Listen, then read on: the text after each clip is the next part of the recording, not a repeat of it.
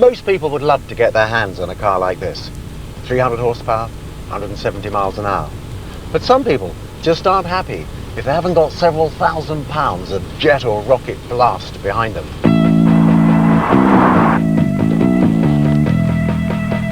Pete Williams is hoping to break the land speed record for a two-wheeled vehicle.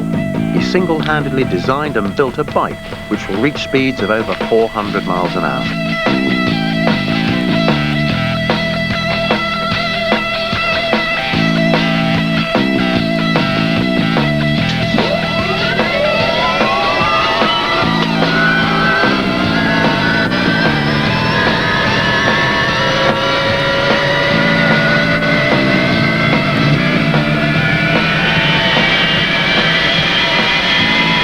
There's just one snag. It doesn't move. Pete Williams has a successful record in building and racing dragster bikes. He's clocked the fastest time on several British racing tracks. This whetted his appetite for record breaking. 10 years ago, he gave up his job as a mechanic to design what he hoped would be the fastest two-wheeled vehicle in the world. But it hasn't been easy. Well, this is it. This is the Streamliner machine, so-called obviously because it's completely covered in a streamlined body shell, and this is the results of over 10 years of effort and financial struggle and bureaucracy. I was literally down to 10 pence at one stage. I'd had one pie in 3 days, and a friend came along with a few quid that helped me out, and then things picked up again, and that's the way it's been on and off. All the bikes that Pete Williams has designed since the 60s have been powered by piston engines, but he needed something with extra thrust for his record-breaking attempt. Originally I had 3 Triumph engines in there simply because I had quite a few Triumph engines around, but when I came into the 90s I felt they were a little bit antiquated now, so I've got something much bigger and much more exciting, and that is going to be fitted into there, but it will require some substantial alterations to the chassis to accommodate it. This is it, Rolls-Royce Viper jet engine. Oh, that's fantastic. These things are immensely powerful, aren't they? 1,700 pounds of thrust. But I thought it would cost hundreds of thousands of pounds to buy an engine like this. Generally speaking, but I managed to get it for £200 plus VAT from a company who said that they would supply it for that price if I put their name on the side of the machine. That's fantastic. If I could just do my sport and pay my bills at the end of the day, I'd be the happiest man alive.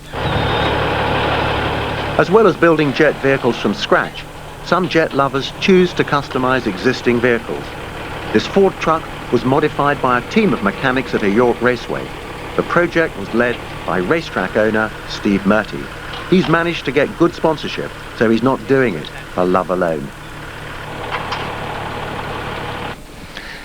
It seems to me, Steve, like you sort of, started with a complete truck and then converted it to take this Avon lump. Yes, brand new truck, collected from Ford. I drove it up to Scotland to Rolls-Royce, collected the engine, and then whistled up all the mechanics and took it apart, every last nut and bolt, and reassembled everything very slowly over a year, making sure that every component part that went back on was remanufactured to racing standards, to Formula 1 standards. What kind of a top speed have you had out of this wonderful machine?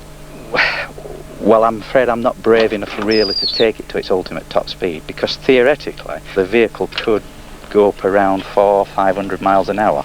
It starts to get very lively at 175. At such speeds, help is always close at hand.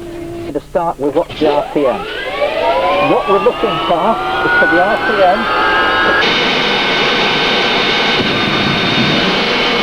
God, it's got some power, this thing. Here he goes, 100%, no, 95%, whoa, gee! Whoa! Oh, this is outrageous! Oh, yes! Ye gods!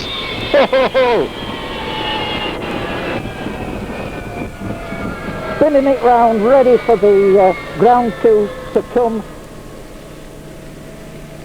24,000 horsepower there. up the back of you. Bang! In the back. That'd be great.